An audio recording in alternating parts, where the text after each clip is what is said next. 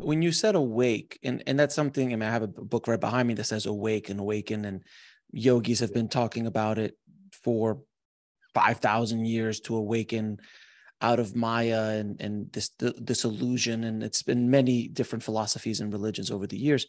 Can you explain when you say awake, is that where which a word that's been coined now? It's simulation theory, which is essentially Maya, which we are in an illusion.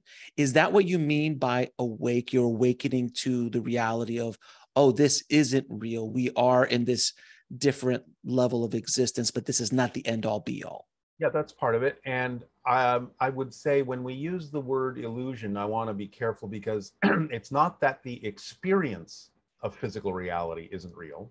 Sure. The experience is very real. But we are, according to him, and like you said, many other teachers over time, we are the ones creating this illusion. It's a projection of consciousness. Right. In fact, I just saw a recent article that even quantum physics is starting to catch up to the idea that, hey, all of this is just a holographic projection of some sort from somewhere.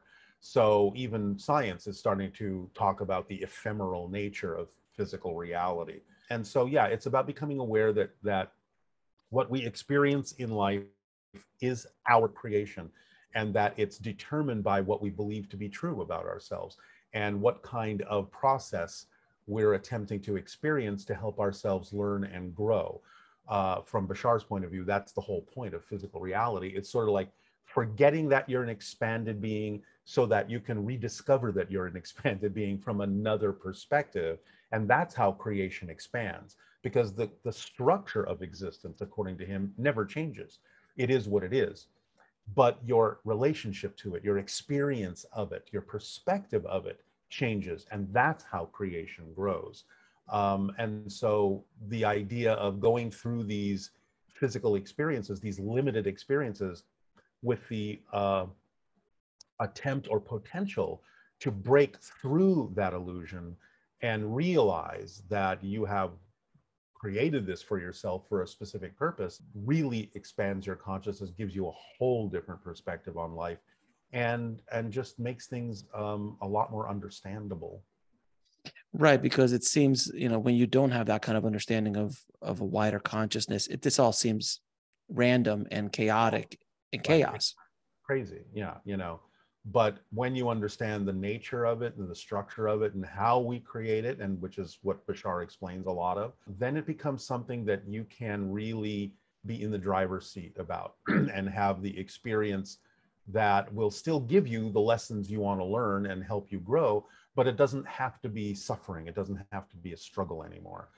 So this is our awakening, is that we don't necessarily have to struggle. We don't have to suffer. Challenges, of course, will always come around, but from Bashar's point of view, challenges are fun.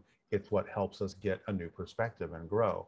So it's not about losing the challenges, but it's about losing the suffering and the struggling that we've been prone to for thousands of years, because our choices have been limited, because our knowledge has been limited. So they're trying to help us understand how things really work, expand our knowledge of the universe and creation and reality, so that we have more tools to work with, so that we can be more creative people in a way that doesn't make us struggle and suffer. So you mentioned that we choose our reality and we choose this projection that's in front of us.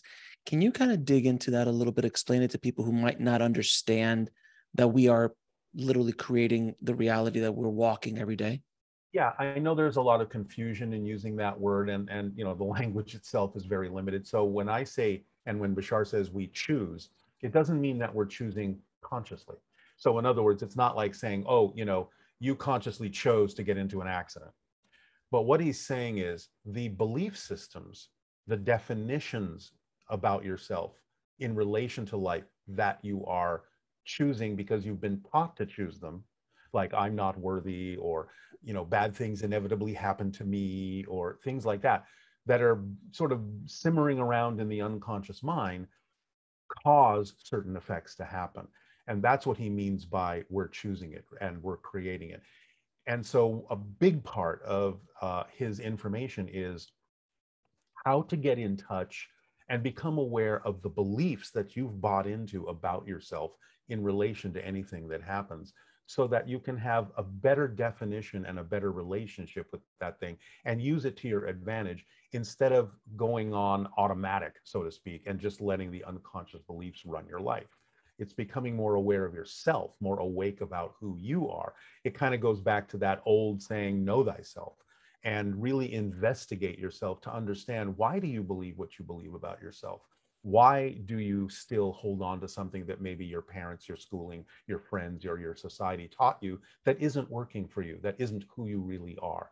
So it's really about digging deeper in yourself, finding out what you believe to be true, and understanding whether or not you want to keep holding on to that or replace it with a definition and a belief that better suits you, that will then cause a change to happen in the way you experience your life and your physical reality.